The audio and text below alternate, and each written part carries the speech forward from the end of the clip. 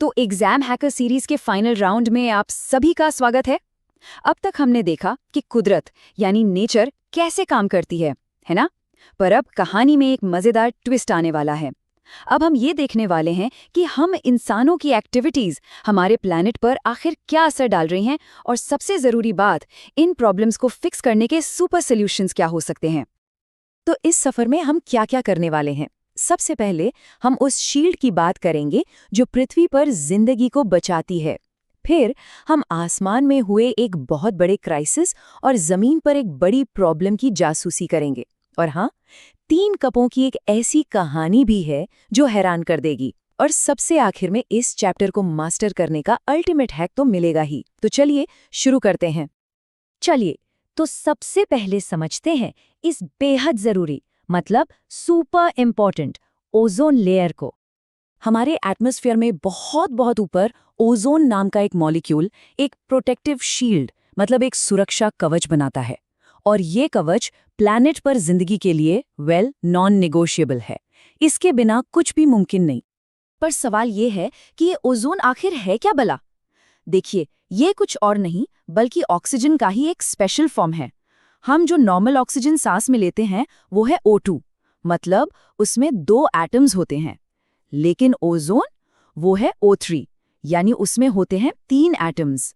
और पता है, यही जो तीसरा एटम है ना, यही इसे एक सुपर हीरो बनाता है, जो हमें सूरज की खतरनाक अल्ट्रावायलेट रेस से बचाता है। अब यहाँ एक बहुत ही मजेदार बात है, सुनने में अजीब लगेगा पर सच है। ओजोन हीरो है या विलेन, ये इस बात पर डिपेंड करता है कि वो है कहाँ। मतलब लोकेशन इज एवरीथिंग। जब ये एटमॉस्फेयर में बहुत ऊपर स्ट्रेटोस्फेयर में होती है, तब तो ये हमारी लाइफ सेविंग शील्ड है, हमारा हीरो।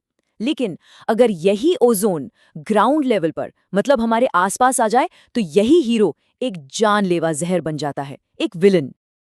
ओके, अब अगले हिस्से पर पूरा ध्यान देना है। ये रिएक्शन रट लो, क्योंकि ये एक गारंटीड मार्क स्कोरर है, मतलब एग्जाम में पक्का आएगा। देखो, इसका बनना बहुत सिंपल है, बस 2 स्टेप्स की कहानी है।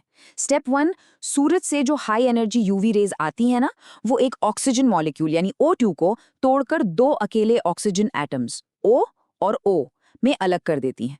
फिर आता है स्टेप 2। अब इन 2 अकेले एटम्स में से एक अकेला एटम O एक पूरे ऑक्सीजन मॉलिक्यूल O2 के साथ जुड़ जाता है और बूम, बन गया ओजोन यानी O3।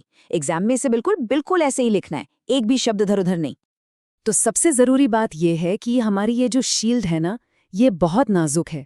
और आपको पता है, एक वक्त ऐसा भी आया था जब ये लगभग टूट ही गई थी। चलिए पता करते हैं कि आखिर हुआ क्या था।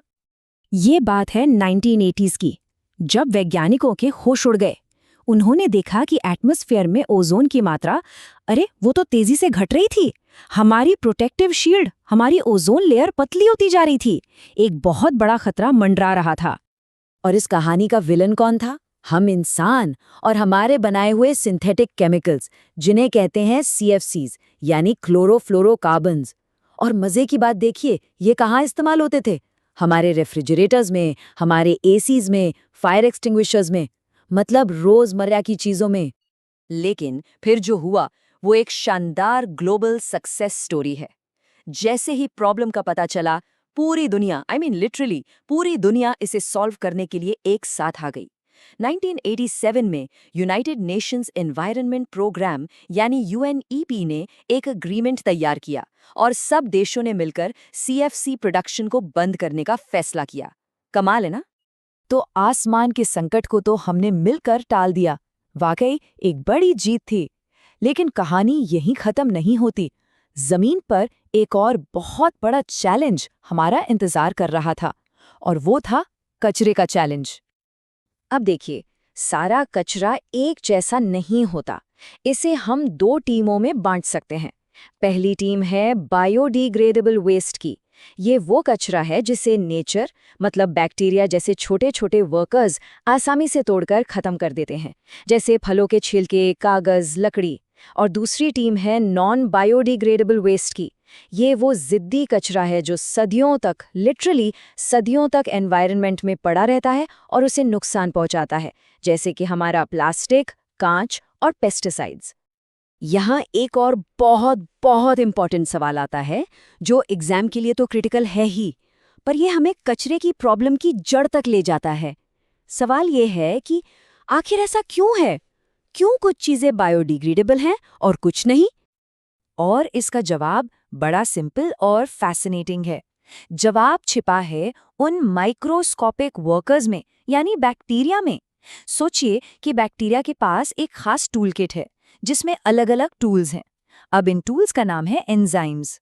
तो उनके पास कागज या सब्जी के छिलके जैसी नेचुरल चीजों को तोड़ने के लिए तो सही टूल है, पर जब बात आती है इंसान के बनाए प्लास्टिक की, तो उनकी टूल किट में प्लास्टिक को तोड़ने वाला कोई टूल है ही नहीं।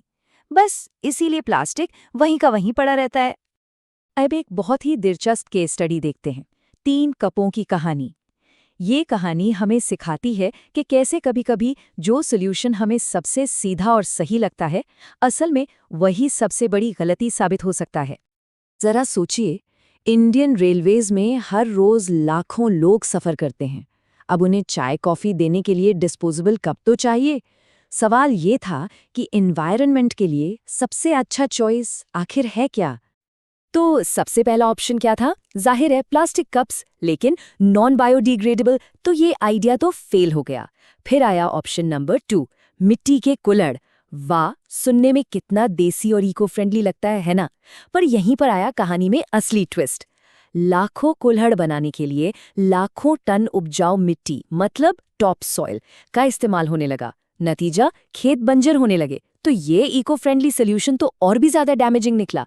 और तब जाकर आया a real hero, paper cups. ये बायोडिग्रेडेबल भी है और रिसाइकल भी हो सकते हैं, मतलब द परफेक्ट बैलेंस। तो ये थी इस चैप्टर की पूरी कहानी। अब बारी है एग्जाम हैक की। चलिए फटाफट से इसके सबसे इंपॉर्टेंट पॉइंट्स को एक बार फिर से देख लेते हैं। रेडी? ऑलराइट, इस टॉपिक को मास्टर करने के लिए ये 4 बातें याद रखनी है। नंबर 1, ओजोन लेयर यानी O3 स्ट्रेटोस्फेयर में हमारी प्रोटेक्टिव शील्ड है। नंबर 2, 1987 के UNEP अग्रीमेंट ने CFCs को रोककर ओजोन लेयर को बचाया। ये एक ग्लोबल सक्सेस स्टोरी है। नंबर 3, कचरा 2 तरह का है, बायोडिग्रेडेबल जिसे नेचर खत्म कर देती है और नॉन बायोडिग्रेडेबल जिसे नहीं कर पाती। एंड नंबर 4, सबसे अच्छा एनवायरमेंटल सॉल्यूशन वो होता है जो हर पहलू को, हर कॉन्सिक्वेंस को देखकर चुना जाए, जैसा हमने कपों की कहानी में देखा।